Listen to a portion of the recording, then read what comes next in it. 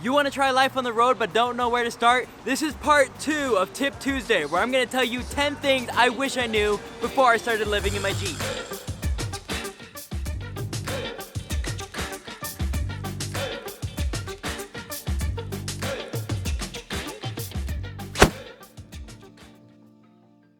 Number 1 seems simple, but is easy to forget. Make sure you download TV shows and movies before you go to a campground. More often than not, you're gonna be alone and you're gonna get bored. People think they'll spend a lot of time enjoying nature and hiking, but usually once the sun goes down, the fun ends. And unless you wanna go on ghost hunts, you're gonna wanna entertain yourself. So make sure you have your favorite TV show and movie downloaded so you have something to do.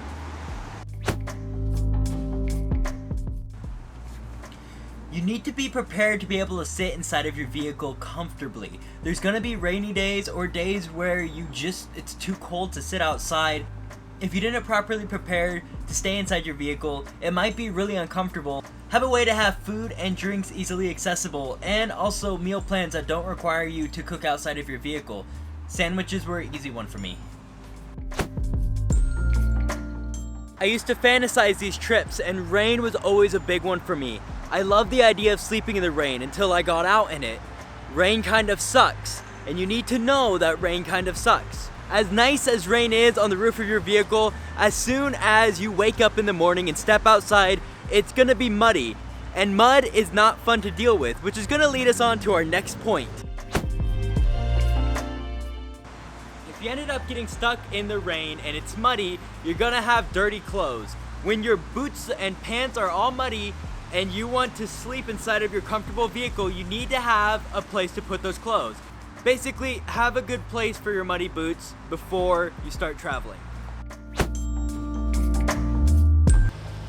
Invest in rechargeable lights. I made the mistake of buying lights that required batteries, which meant that more often than not, I was having to buy batteries to replace them. When you're camping every single day or even every other day, you go through a lot of batteries using your lights, especially if you're cooking or you just need to see something outdoors or you just want to stay inside your vehicle. Make sure you invest in rechargeable lights, but also make sure you do bring a battery-powered light in case of an emergency. It's always nice to have one, but it's not going to be what you want to rely on. There is always going to be the possibility that you break down, and when that happens, you're going to have an escape plan. So make sure that you're ready for the possibility that your vehicle could set on fire or have some other big mistake. It's a good idea to have money set aside for that possibility if you have friends or family who you can fall back on in case of that tragedy, especially if you don't have a house to return to. Make sure to upgrade your lights. You should either invest in a light bar, some kind of pod lights, or just upgrade your lights in general.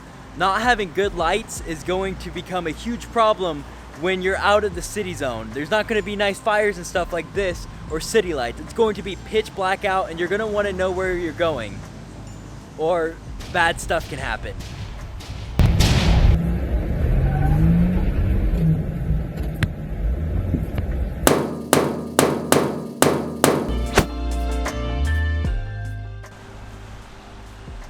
If you wanted to start traveling because you thought it would give you the opportunity to go off-road a lot, so did I. But once you actually get out there, you're not going to go off-road quite as much as you think.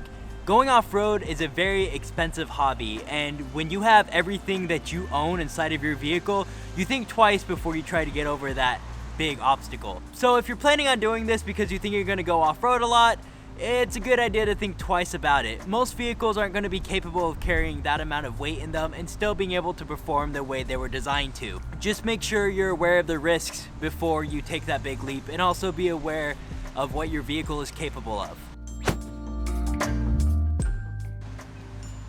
Learn to pack your clothes super tight.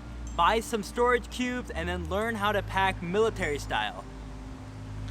By putting your clothes in much tighter spaces, you're able to bring more clothes along with you without having to compensate for added storage space. When I started this trip, I had a massive duffel bag, and towards the end of it, I downsized to this little tiny suitcase, and I was still able to fit the same amount of clothes without having to take up all that space. Which brings me to my final tip. Organization is king. Organizing your vehicle in the best possible way is going to ensure that you have the best possible outcome on your trip.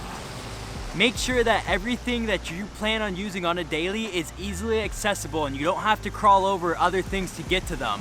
For me, the biggest struggle was my kitchen setup. I was always having to crawl over different things to try to grab a spork or a spatula or a stove or a piece of propane container, and it was not efficient, it was not fun. It starts to make the trip more of a drag the longer you do it. So make sure that you organize everything neatly, and it'll make sure that you don't lose, break, or struggle with doing anything. My next video is gonna be 5 things that you need, so make sure you stick around for that, and click here if you wanna watch part 1 so you can see 10 more things that I wish I'd known. If there's any questions you have, anything else you want to know, leave a comment down below so I can answer those for you, because I have a lot of tips.